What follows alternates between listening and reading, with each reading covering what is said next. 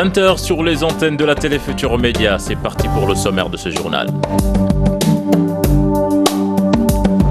La loi sur la déclaration de patrimoine adoptée à l'unanimité à l'Assemblée nationale ce matin. Maître Elhadji Diouf souhaite que les magistrats soient assujettis à cette loi.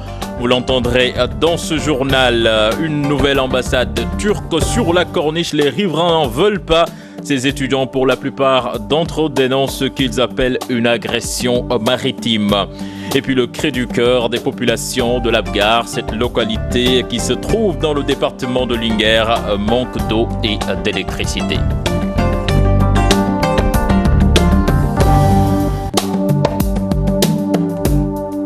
Bonsoir à toutes et à tous. Léa Ndiaye, bonsoir. Bonsoir, chère Tidiane. Alors Léa, les députés ont voté ce vendredi matin le projet de loi relatif à la déclaration de patrimoine. Sont assujettis à cette loi les ministres, le président de l'Assemblée nationale, les agents de l'État et les maires ayant un budget d'1 milliard de francs CFA. Les autres députés ne gérant pas l'argent public ne sont pas concernés. Chérif Dia et Tierno Laurent Mendy.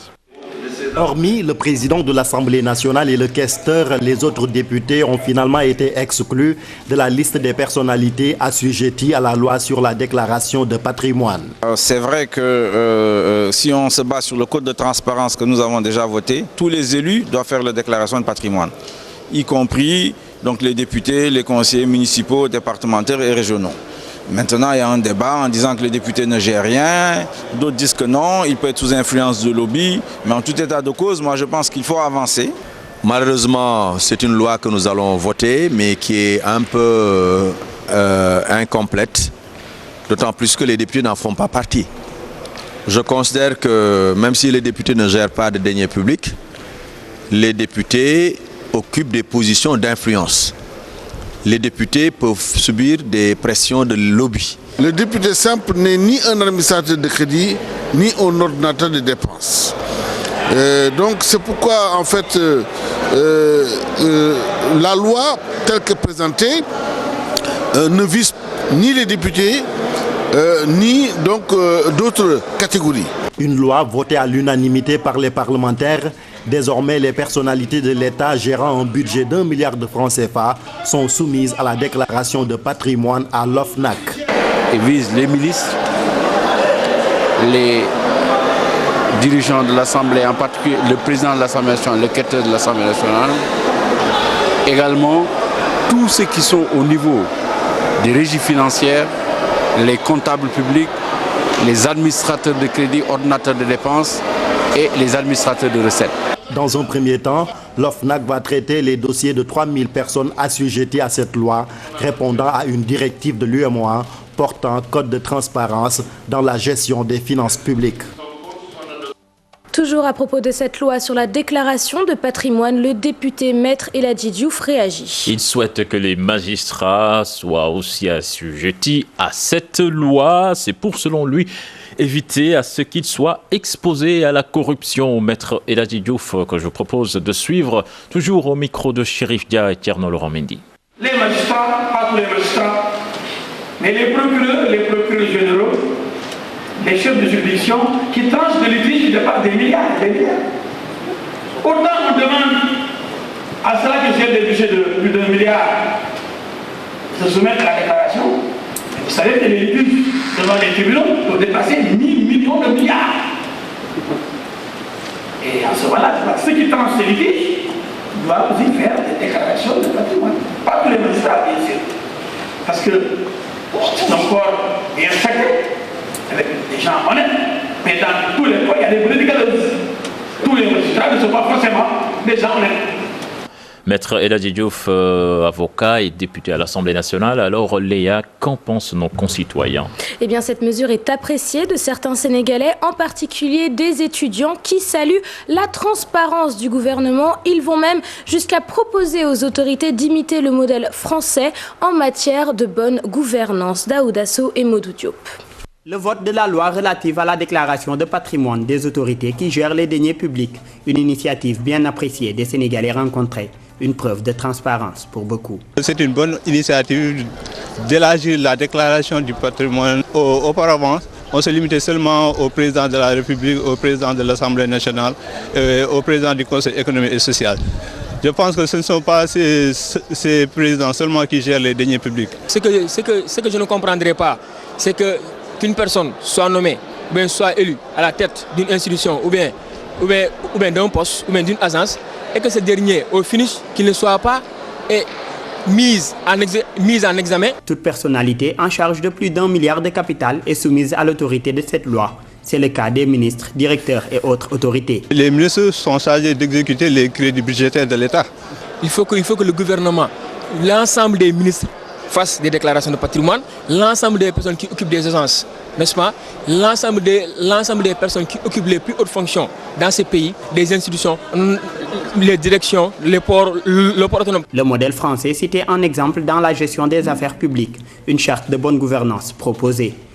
Au Sénégal, on devrait faire comme la France et rédiger une charte de bonne gouvernance. En France, si tu es élu ou non un ministre, vous devez rédiger une charte qui prouve que vous allez respecter toutes les institutions, respecter les finances publiques et veiller au bon fonctionnement des institutions. Pour ces étudiants, l'émergence passe forcément par une gouvernance transparente des affaires publiques, d'où tout l'intérêt de cette loi.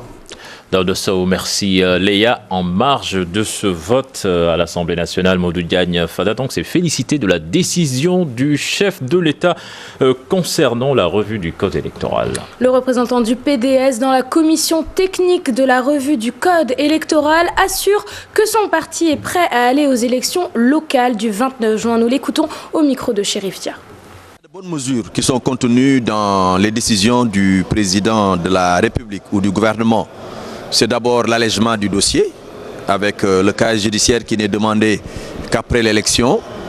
Ensuite, le décalage des délais de dépôt des listes. Et ensuite, le maintien de la date des élections pour le 29 juin. Maintenant, c'est vrai, il y a un hic. C'est la suppression de la proportionnelle de ville. Même s'il faut saluer aussi la suppression ou bien le renforcement de la dose proportionnelle au niveau des listes départementales. Le hic qu'il y a, il appartient aux partis de Benno Bokk Yakaar qui sont en conflit entre eux-mêmes, de régler leurs problèmes. La construction de la nouvelle ambassade turque sur la Corniche continue de faire polémique. Pour les habitués des lieux, c'est un sujet à controverse. Selon eux, ce projet est une agression maritime et remet en cause la souveraineté nationale. Nous les écoutons au micro de Cheikh Abdou Khadir Mbakesek. Sankara et Pape Momar Sey fréquentent quotidiennement la Corniche, mais actuellement, ils ont une crainte par rapport à ce chantier, lieu qui doit abriter la nouvelle ambassade de la Turquie. Pour eux, c'est une agression du domaine maritime. Pour le développement du littoral. Mais aussi pour les constructions empêchent le développement de la faune. Ici on voit, comment dirais-je, ici, si on met des constructions ici, bon, ça empêche le développement de la corniche, mais aussi la faune et l'épanouissement du littoral. Ça va empêcher aux étudiants de venir ici parce qu'il y aura des dispositifs de sécurité. La corniche là, c'est notre souveraineté. On n'a pas d'autre espace que cette corniche là. Donc je vois que c'est pas bon d'implanter une ambassade ici. Quoi. Si un pays viendra un jour d'installer, demande à l'État d'installer ici une entreprise ou bien d'autres choses. Pour ces deux étudiants, cette représentation diplomatique ne doit pas être érigée à côté du littoral pour une question de souveraineté. Oui, c'est une question de souveraineté. C'est une question de souveraineté. Les populations doivent descendre sur le terrain pour manifester leur mécontentement. Donc les Sénégalais n'ont pas le droit de construire leur ambassade au bord des plages de la Turquie. Mais nous devons garder notre fierté. Ce bâtiment en construction suscite déjà une polémique. Même le maire de Dakar a manifesté son désaccord. L'érection de cette ambassade risque en perspective de créer des bruits entre Istanbul et Dakar. Le recasement des commerçants de Sandaga est prévu pour ce samedi et pourtant les travaux d'aménagement du champ de course ne sont pas encore terminés. Certains commerçants critiquent d'ores et déjà la surface des cantines. Maïmouna Ndiaye et Mohamed Dian. de course, toujours en chantier à la veille du recasement des commerçants de Sandaga.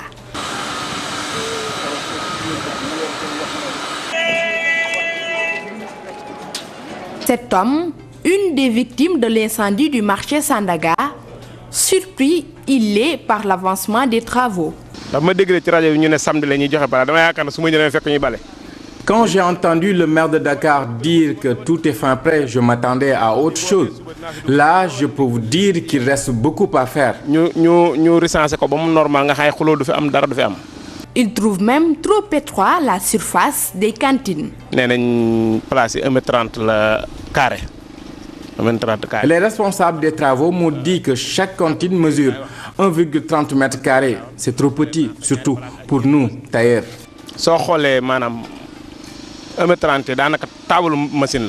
À Sandaga, le décor est tout autre. Les commerçants attendent impatiemment de rejoindre leurs cantines et étals au champ de course. On a hâte de nous déplacer au champ de course. Nos activités sont au ralenti. La majorité des commerçants sont au chômage forcé.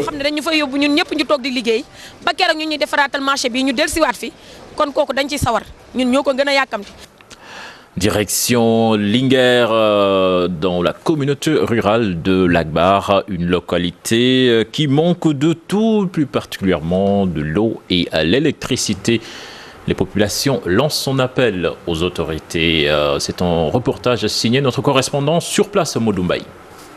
Située à 70 km de la commune de Linguère, la communauté rurale de Labgar est plongée dans un enclavement total, faute de pistes de production. Accéder à Labgar n'est pas chose facile. Vous savez que Labgar est une zone carrefour, donc on se trouve entre le Djolof et le Fouta.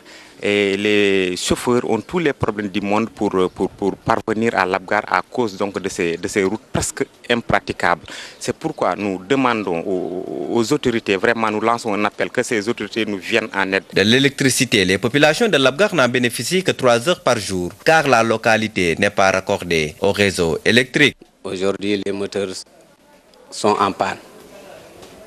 Parce que nous avons signé avec Laser un contrat de 3 ans, mais jusqu'à présent, nous avons même épuisé les 3 ans, nous sommes à la 6e année. Donc, nous voulons vraiment l'électricité. L'unique forage qui alimente en eau plus de 20 000 têtes de vaches a vu son moteur essoufflé à cause de nombreuses sollicitations. Le problème de l'eau qui se pose, ça revient au dépassement des animaux. Peut-être nous avons ici le taux de tête des vaches dépasse même les 20 000 têtes. Des moutons, nous avons vers les 11 000. Les charrettes citernes que vous voyez là, les 1 m3, là on ne peut pas compter. Face à ce calvaire collectif, les populations de Labgar privées de tout lancent un SOS aux autorités gouvernementales. Sinon, elles menacent de passer à la vitesse supérieure pour améliorer leur conditions d'existence. L'actualité hors de chez nous, un membre de la Croix-Rouge tué au Soudan. Il a été touché par une balle perdue alors qu'il rentrait chez lui.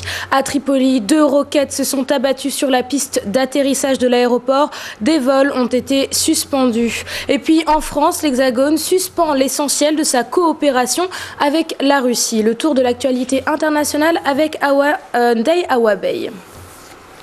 Un membre du comité international de la Croix-Rouge a été tué au Darfour ce vendredi, selon l'organisation.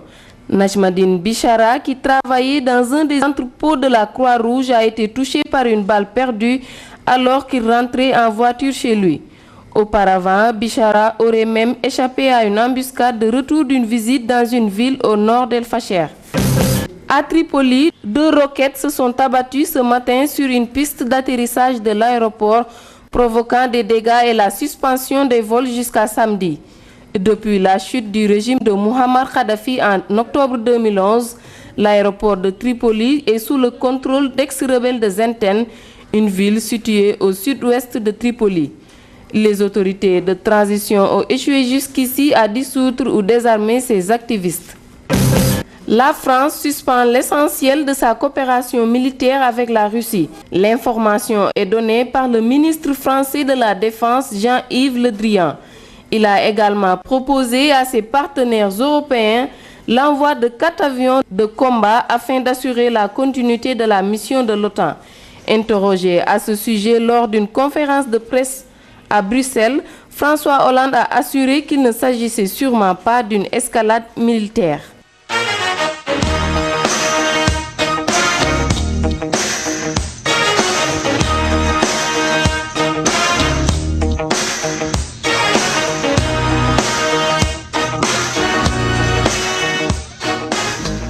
Du football pour démarrer la page des sports avec les 16e de finale de la Coupe de la Ligue. La qualification de l'Olympique de Ngor face à Ouakam. Victoire 3-1 des Ngorois donc qui s'adjugent le derby entre les Bous. Le Casa Sport hier a composté son ticket également pour les 8e de finale de cette compétition après sa victoire 1-0 face au Dakar Sacré-Cœur. Le match vu par Simon Kabou, entraîneur adjoint du Casa Sport, et Bruno Ferry, entraîneur de Dakar Sacré-Cœur. Des propos recueillis par Cher Sadibou Diarra et Papra Lingaï. Un bon résultat, difficile encore, parce qu'il y avait une bonne équipe en face du Casa Sport. Une équipe qui joue au foot. Et cette victoire, le Casa Sport avait besoin de cette victoire, parce qu'on est dans une situation un peu critique. Et si on parvient à gagner aujourd'hui, j'espère que le moral est là encore. Les jeunes ne sont pas libérés encore. Il y a toujours une doute qui est là, qui les fait encore douter. Et je pense que d'ici quelques temps, ça ira. Si on a les moyens pour le remporter, on va le remporter comme d'habitude. On n'a pas eu la récompense sur les quelques opportunités qu'on a eues. Et à partir de là, voilà, la coupe, c'est mettre un but de plus que l'adversaire, ce qu'on n'a pas su faire aujourd'hui. Il y a quelques fois où on aurait pu se projeter plus vite vers l'avant et on n'a pas été juste au niveau technique pour saisir les opportunités qui se sont présentées à nous. Maintenant, bon, on est encore c'est une équipe qui est jeune, c'est un groupe qui est jeune, qui a encore du travail. Et voilà, c'est un match qui peut nous servir quand même pour la suite de la saison. Mermoz Basket Club en demi-finale de la Coupe Saint-Michel. Le club a battu Bissau de Guédiouaï 56-50 jeudi au stadium Marius Ndiaye. Compte rendu Cher Sadibou Diarra et Ibrahim Akan. L'expérience fait la différence. Dominateur, Mermoz Basket Club remporte la première mi-temps de 10 points, 29-19. À la reprise, Bissau montre un tout autre visage. Les promus, sublimés et efficaces, parviennent presque à égaliser dans le 4e quart-temps. Cependant, avec un plus grand vécu, Mermoz arrache la victoire 56-50 et accède au dernier carré. Il faut reconnaître qu'aussi Bissau a élevé son niveau de jeu, mais nous avec les jeunes qu'on a aussi, avec les deux défaites qu'ils ont eues, ils ont un peu douté. Bon, c'est pourquoi Bissau a pu revenir au score. C'est avec l'expérience. Hein. Après, j'ai essayé de recadrer les gosses, de leur dire de jouer doucement, jouer calmement. Ils ont bien joué en fin de partie, dans les 2 dernières minutes. Et tu vois, on a réussi à les battre de 5 ou 6 points, je crois. Oui. On va essayer de jouer pour essayer d'atteindre la finale.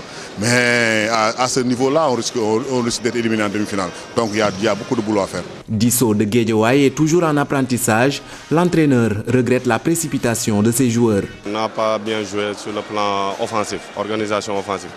On a fait beaucoup de pertes de balles, beaucoup de lacunes, les marchés et beaucoup de fautes aussi. Il manquait de concentration dans le jeu. Il manque beaucoup d'expérience. Certaines pertes de balles ne se font pas en fait de match. Il manque de tactique individuelle. Mermoz Basket Club retrouve de l'ambition et se qualifie en demi-finale. Désormais, il vise la finale de la Coupe Saint-Michel. Nous passons du basket au volleyball. L'équipe de la gendarmerie nationale s'est inclinée devant état-major de l'armée de terre sur le score de 25-23. Pour les Pandores, la mayonnaise n'a pas encore pris. À l'occasion du 54e anniversaire de la fête nationale de l'indépendance, un tournoi de volley est organisé. Chertidiane Dion et Papralindiaï. Cette balle de match favorable à l'état-major de terre marque la fin de la dernière manche de la rencontre qui opposait l'EMAD aux gendarmes. Score final 25-23. Cette défaite des Pandores s'explique par plusieurs facteurs. Un peu de défaut de cohésion, on ne s'est pas trop entraîné. J'avoue que c'est la première fois qu'on a l'habitude de jouer entre nous. Mais je crois que dans les prochains jours, quand même, on fera mieux que ça. On va se remettre aux entraînements, histoire d'établir un peu la cohésion entre nous. Et je vous avoue que le prochain match, les données vont changer. L'EMAD compte s'appuyer sur son potentiel pour réaliser un grand chelem. Cette compétition-ci, elle est juste une compétition entre frères d'armes. Donc on est venu dans cet esprit, et dans cet esprit de camaraderie et de fraternité pour jouer contre nos camarades de la gendarmerie nationale. Pour accompagner le 54e anniversaire de l'indépendance du Sénégal, l'état-major général organise un tournoi de volley-ball. Dans ce cadre, effectivement, que nous avons pensé que pour accompagner l'événement, nous avons imaginé un tournoi qui puisse fédérer l'ensemble des états-majors qui sont ici à Dakar et qui n'ont pas véritablement le temps de se voir. C'est pour l'objectif visé, c'est pour un peu fraterniser, cultiver donc la fraternité d'armes et puis rassembler les gens autour de quelque chose que nous avons en commun, c'est-à-dire le sport. Important de savoir que nous avons 8 équipes. Cette compétition entre frères d'armes a pour mission principale raffermir les liens entre les différents corps. La finale est prévue le 3 avril, veille de la fête de l'indépendance de notre pays. Cher Tidiane John, merci. Alors les Ndiaye, en Europe, on a effectué le tirage au sort des quarts de finale de la Champions League avec à l'affiche Barcelone-Atlético Madrid, le duel fratricide donc espagnol, le remake de Real Madrid-Borussia Dortmund, le Paris Saint-Germain qui va recevoir Chelsea à l'aller et puis Manchester United Bayern de Munich. Donc les quarts de finale aller sont prévus les 1er et 2 avril prochains, les matchs retour les 8 et 9 avril. Voilà, c'est fini pour la page des sports. Mais avant de nous quitter, Léa, le groupe Futur Média, toujours plus haut, le président du conseil d'administration a reçu le personnel cet après-midi pour se féliciter du travail abattu. Non sans décliner ses ambitions. Reportage Maïmouna Ndiaye, Missa Ndoye et Hamza Diallo. C'est dans ce cadre convivial que le président du conseil d'administration de Futur Média, Youssou Ndour, s'est félicité du travail mené par le personnel. C'est un moment d'échange, d'abord de voir tout le personnel ensemble, parce qu'au-delà même de l'entreprise, Futur Média c'est une famille, c'est une grande famille. Et c'est ce que j'ai voulu montrer et qu'on ait l'occasion aussi de montrer ça aux Sénégalais avec notre photo, avec nos images, avec la convivialité qu'il y a ici autour de Futur Média.